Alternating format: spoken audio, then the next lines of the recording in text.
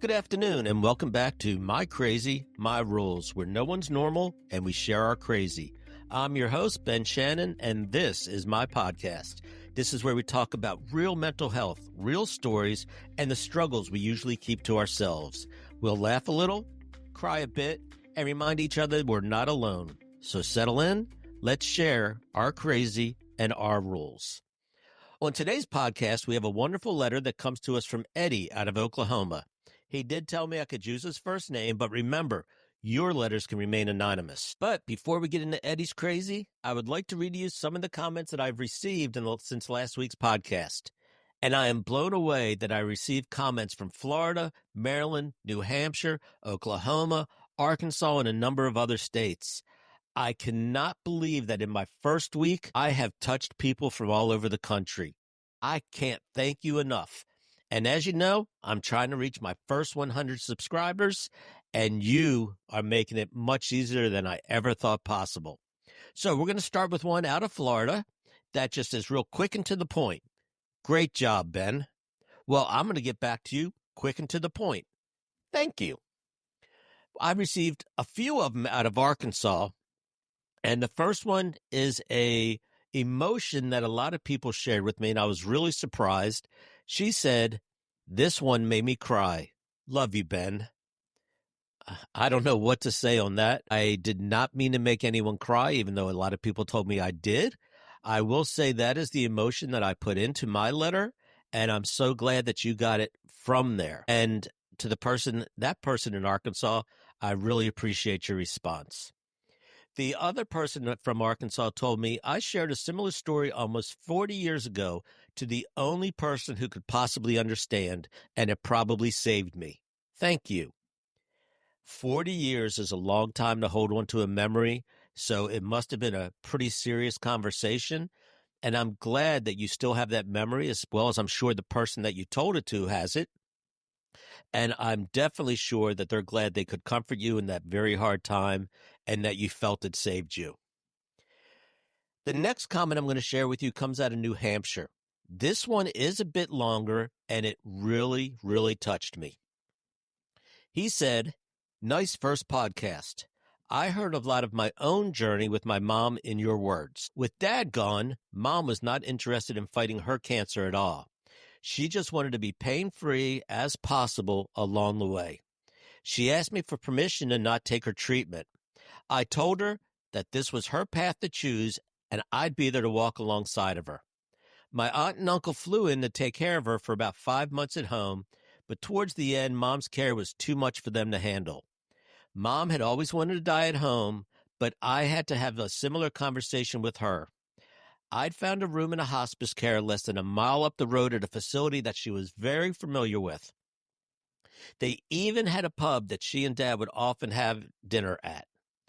Once I explained things to her, she was a bit disappointed that she'd be leaving the house, but understood why and was okay with it. I'd also had similar, it's okay to leave when you are ready conversations with Mom, Dad, and Gramps.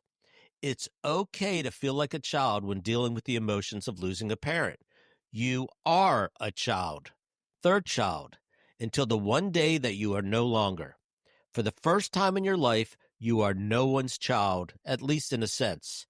That's a huge change. With time, it gets better, but I don't think it ever goes away. And that's okay. That's love lingering. Be well, my friend."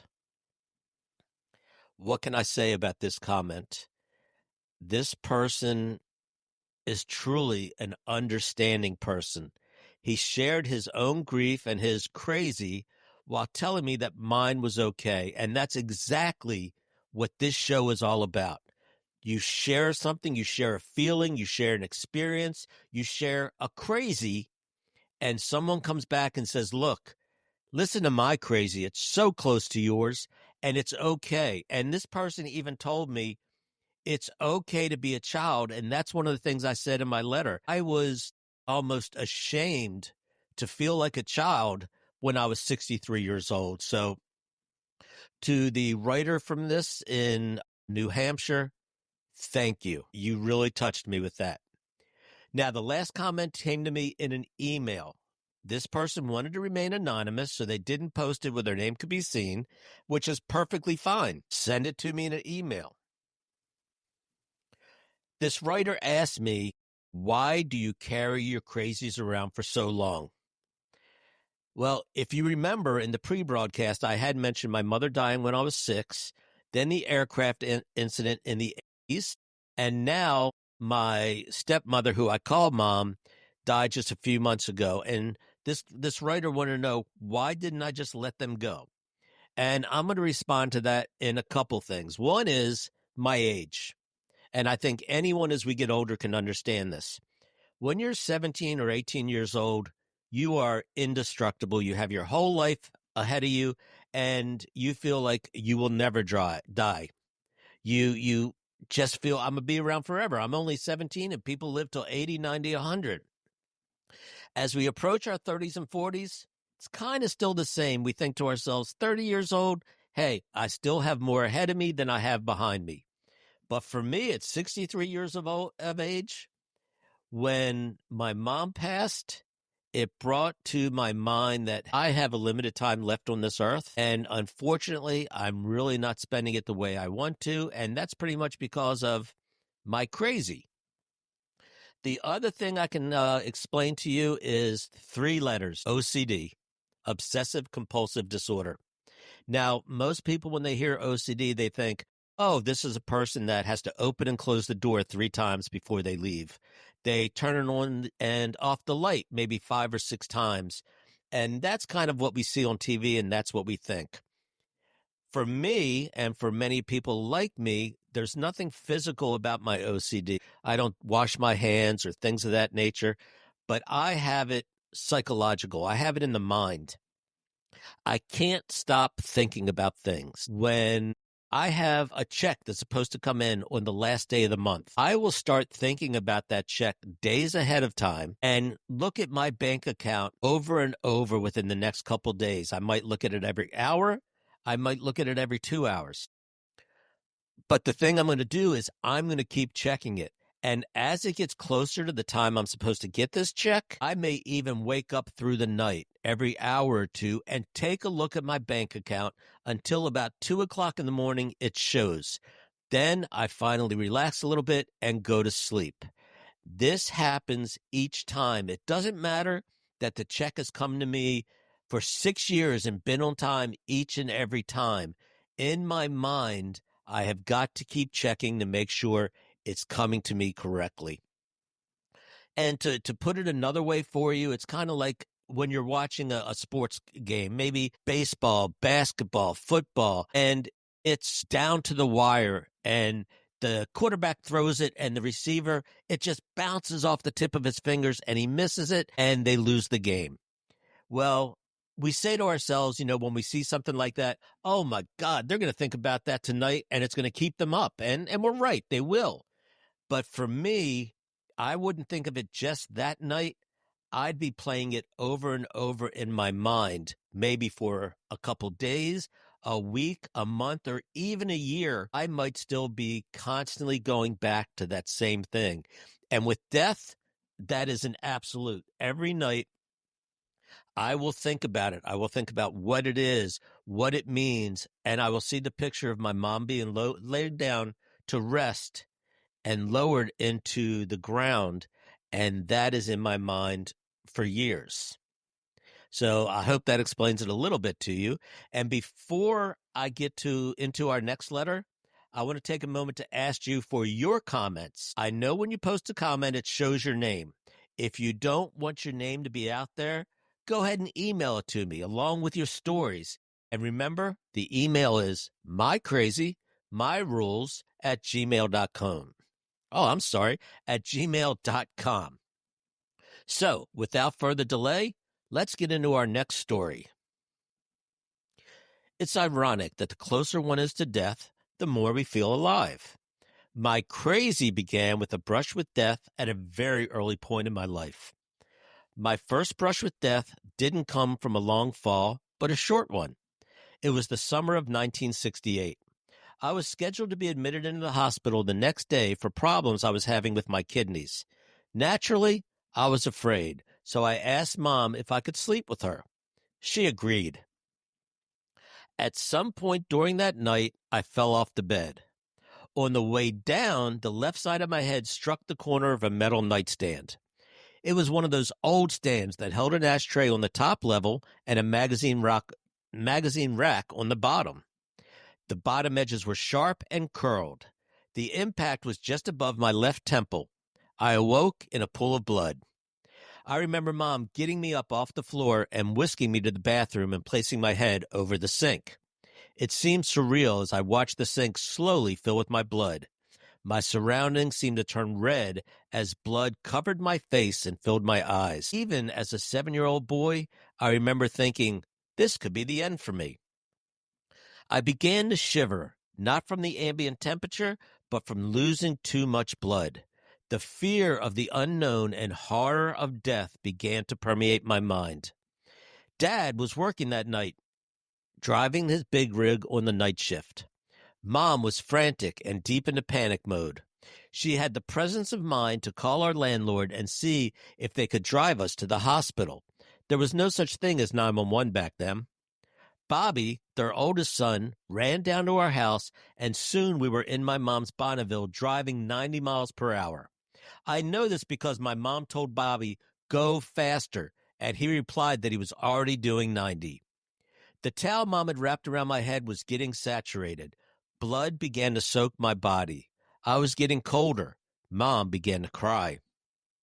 When we arrived at the hospital, they whisked me away to the emergency room on a gurney. I only remember bits and pieces after that. I do remember them telling me to lie still while they put a towel over my head and gauze over my nose. I found out later that it was a gas to put me to sleep. It worked, sort of. I remember waking periodically and feeling the needle as they sewed my wound. They had sewn me up without any other anesthetic. Apparently, I was so close to hypovolemic shock, death due to a lack of blood pressure, that there was no time for any other anesthesia. I don't remember it hurting that much, but it did sting a little. Mom later confirmed what I heard and told me that the doctor said I would have died of blood loss if we had arrived 10 minutes later. Later, when we arrived back home, the full gravity of what happened began to sink in. I would begin to sink into a depression that would last for years. Death of oneself is not a topic the mind of a 7-year-old should have to ponder. The event only took a few hours, but the impact it had on my psyche lasted a lifetime. I still carry the scar.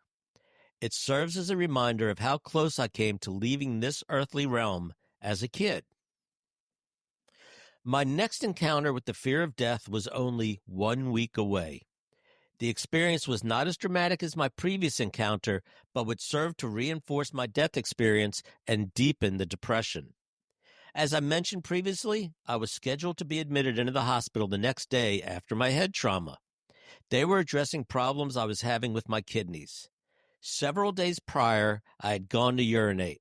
Normally, I would see a yellowish stream emptying into the toilet. This time was different. The stream was bright red and had intermittent clumps of red mass. Not good. It would happen intermittently but fairly regularly and was always accompanied by pain in my midsection. Finally, after weeks of navigating the medical system, I was scheduled to have tests run at Emory University Hospital in Atlanta. They ran test after test. Some were painful and traumatizing themselves. I spent 2 weeks in the hospital. The results were inconclusive. They were able to measure the blood in my urine, but were unable to conclude the origin or the cause. My parents were told that there was nothing they could do. They were informed to keep me out of sports and any activity that could jar me or traumatize my kidneys. They were concerned about impacts that could start the hemorrhage without a means to stop it. So, I had just survived a traumatic brush with death, only to be told I could bleed to death with no way to treat it. No sports, no active recess at school, no roughhousing with my friends. I can only imagine the pain this caused my parents when they broke the news to me. For months, my parents watched me wither and withdraw. I went from a hyperactive boy to one of inactivity and deeper depression. One day, during the next spring, my dad came to me and told me to go enjoy the day. When questioned, he said, "Go play." I was confused, but didn't question him further. I was free. He never restricted me again. Years later, I would ask him why he let me go. He said he decided that if I was going to die, I was going to die as a happy kid. I would continue to have issue with my kidneys for decades. I would pass kidney stones over 20 times through the years. I am convinced that this was the source of my initial blood and pain when I was 7. I believe the medical philosophy of that time was, kids don't get stones, and that blinded them to the simplicity of my problem. The diagnosis was simple had they been open to the idea. The emotional trauma and depression caused by the initial trauma and this medical mindset changed me in ways I deal with to this day. Eddie, to begin with, thank you for sharing that with us. That is an amazing story in that what you went through and that you're able to tell me about it today. It never seems to amaze me at what we go through at very young ages. We see death, pain, emotion, physical trauma, and we deal with it as a child. But you brought out the fact that this is stuff a child shouldn't be dealing with, and it stays with us. And that was part of your story, that even, I take it now that you're quite older than 7, you're still dealing with it. But I'm glad you did come out of it alive. Thanks for listening to My Crazy, My Rules. No one's normal, and here, that's something we celebrate. If, like Eddie, you have a story to share, or a comment to make on Eddie's letter, or something that you just need to say, email me at mycrazymyrules@gmail.com. Mycrazymyrules, no commas, no pluses, no minuses, just mycrazymyrules@gmail.com. You can be anonymous or not. It's your choice. If you feel that you may need help, if you feel you can't go on and life is too hard, I ask that you seek help. Please don't wait. You can contact the National Suicide Hotline by calling 988, or you can text them by sending a text to 741-741 and ask for help. And remember, if you like today's episode, make sure to subscribe, share the show with your friends, family, or anyone who needs to know they're not alone. Until next time, it's my crazy, my rules. What's yours?